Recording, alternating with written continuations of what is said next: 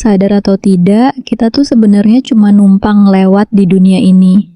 Dan nggak cuma di dunia, tapi juga di hidup orang-orang yang kita singgahi. Hal ini berlaku juga sama orang lain di sekitar kita. Mereka cuma singgah kok di hidup kita. Tentu saja ada yang cuma sebentar, dan ada juga yang mungkin cukup lama, misalnya pasangan. Dan yang namanya singgah pasti akan berakhir dengan perpisahan. Ketika singgahnya mendalam, perpisahannya pasti berujung pada kehilangan. Kehilangan sendiri bisa macam-macam juga kan, kayak misalnya kau punya tetangga kosan, terus dia pindah. Nah, rasa sedih karena kehilangan dia pasti beda dengan ketika yang pergi adalah orang yang kamu sayangi. Selain itu, kehilangan juga nggak cuma berlaku buat orang. Misalnya, kayak sekarang nih, kita lagi pandemi. Siapa sih yang enggak kehilangan kehidupan normal yang dulu kita take for granted? Saat dimana kita bisa keluar dengan santai, menghabiskan waktu dengan orang lain, dan banyak aktivitas normal lainnya yang sekarang udah hilang dari hidup kita. Orang-orang menghadapi proses berduka dan kehilangan ini dengan cara yang berbeda-beda. Ketika kamu kehilangan hal yang penting, kamu akan grieving. Tapi kan nggak sedikit juga loh yang ternyata cara grievingnya salah.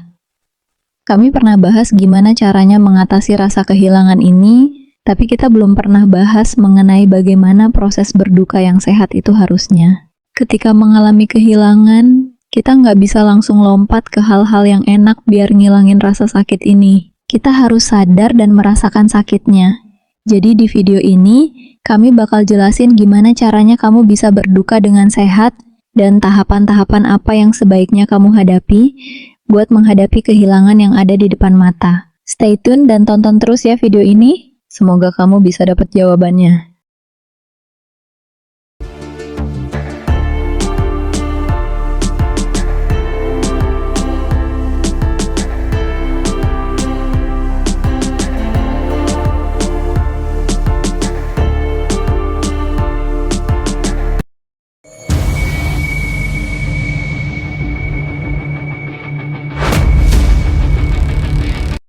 Proses berduka ini dicanangkan oleh Elizabeth Kubler-Ross, seorang psikiater dari Amerika.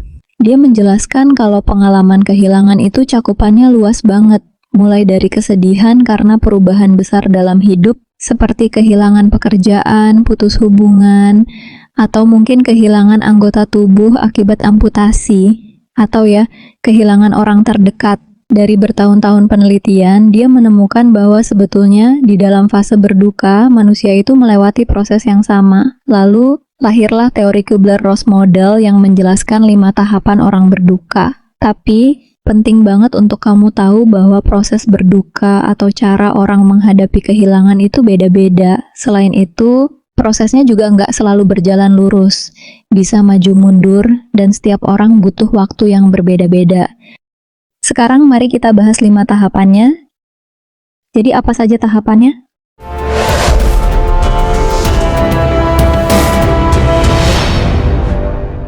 Tahap pertama adalah denial atau penyangkalan. Pada tahap ini, kita hidup seolah-olah dunia yang kita sukai tetap ada, padahal kenyataannya berbeda. Misalnya saat pandemi mau masuk, kita mungkin berpikir, nggak mungkin sampai di Indonesia, atau ketika kamu mendapat kabar bahwa seorang teman meninggal, kamu bilang, masa sih baru kemarin ngobrol sama dia? Ini adalah bentuk penyangkalan, di mana kita belum menerima kenyataan bahwa kehilangan itu benar-benar terjadi.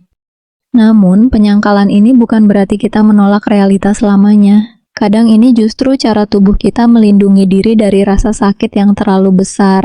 Dengan penyangkalan, kita memberikan diri sendiri waktu untuk memproses emosi, karena pada dasarnya manusia nggak selalu kuat menghadapi realita yang berat.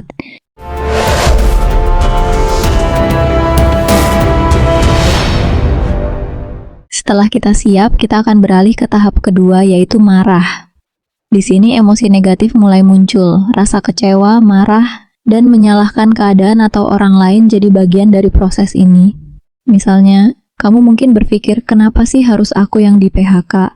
Atau kenapa ibu harus pergi duluan? Ibu kan orang baik. Marah adalah tahap yang wajar dan penting untuk dilalui.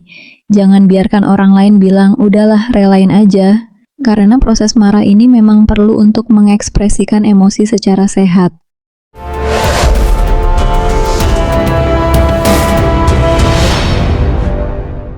Setelah marah, kita masuk ke tahap ketiga, yaitu negosiasi atau bargaining. Pada tahap ini, kita mulai tawar-menawar dengan alam semesta, Tuhan, atau diri sendiri. Kita mungkin berpikir, coba aja waktu itu gue lebih cepat, pasti kecelakaan itu nggak terjadi, atau seandainya waktu itu gue bisa melakukan hal yang berbeda.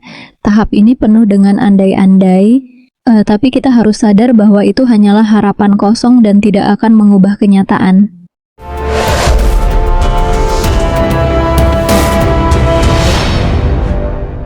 Setelah negosiasi, kita masuk ke tahap keempat, yaitu depresi. Ini adalah saat di mana kita benar-benar sadar bahwa kita tidak punya kontrol atas apa yang sudah terjadi. Rasa kosong, sedih, dan putus asa akan datang. Depresi ini bukan berarti gangguan klinis, tapi kalau tidak diproses dengan baik, bisa mengarah ke depresi yang lebih serius. Di sini kita mulai memproses emosi-emosi negatif yang sebelumnya kita tahan. Jika berhasil melewati fase depresi, kita akan sampai pada tahap terakhir,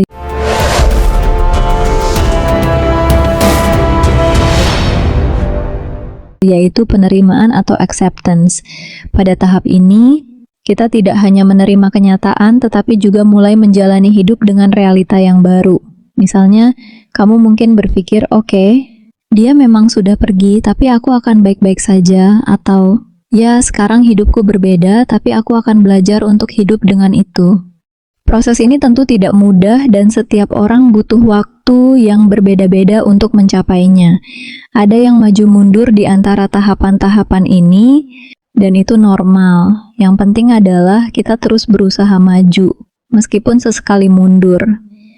Jika kamu merasa terjebak di salah satu tahap terlalu lama, jangan ragu untuk mencari bantuan baik dari teman, keluarga, atau profesional. Kamu bisa ngobrol dengan mentor profesional dan mendapatkan panduan dalam melalui fase ini. Banyak testimoni positif yang menunjukkan betapa layanan ini membantu orang untuk melewati masa-masa sulit. Semoga video ini membantu kamu memahami proses berduka dengan lebih baik dan sehat. Gua Fauziah dari The Fauziah.